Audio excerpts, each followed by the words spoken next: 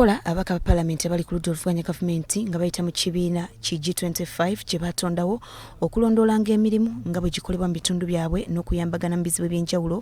Bano batuuseeko mu bbendobendo ly'e Luweero e Katikamu South ew'omubaka Hassan Kirumira lukalidde. Bano mu bintu eby'enjawulo bye balondodde mwe mubadde n'amalwaliro okubadde n'erya Katikamu Health Center 3 we batuuse nga liggale ng'abalwadde bakonkomalidde ku mbalaza. Oluvannyuma lw'ekiseera waliwo omusawo atuuse oluvannyuma lw'okukimanyaako nti waliwo abagenyi ababazinze era bw'atyo naggulawo. Abaka nga bakulembeddwamu Hassan Kirumira lukalidde omubaka wa Katikamu South boogedde ku mbeera eno ey'eddwaliro lya gavumenti engeri gye liddukanyizibwamu ekiteeka obulamu bw'abatuuze mu matigga. Twandisuubidde nti abantu bajja okubajjanjaba ate bajjanga waggale kiba kinakuwaza. Abasawo tumaze bakuyira amasimu ate awamu n'ekyo nga twabategeeza ku puroguramu eno tujja kubeerawo.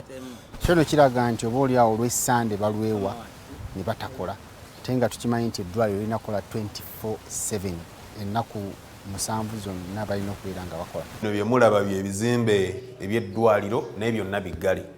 Tetusanzeewo wadde asikaali, tetusanzeewo omusawo yenna ow'amadaala gonna okutuuka ate mulirwana bw'atandise okukubira abasawo amasimu.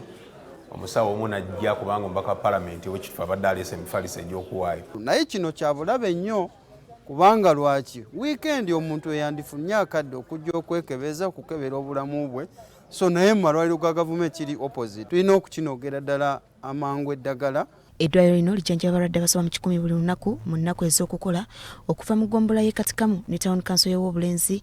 Era omusawo ono agamba nti olw'okuba abalwadde ku wiikendi babeera batono ddala y'ensonga lwaki nabo basalawo okwewummuzaamu. Tufuna abalwadde abasukka mu 100 nga 120 olunaku mu normal working days from Monday to Friday. Abaka baliko emifaliso gye bagenze batonera amalwaliro ag'enjawulo ge batuuseemu okuyambako ku kizibu ky'ebbula ly'ebikozesebwa naddala ebisulwako. Farida Nakayiza ne Samuel Kawooya, BBS Terefayina. Ate bo abaliko obulemu obw'enjawulo ku mibiri gyabwe ebukomansi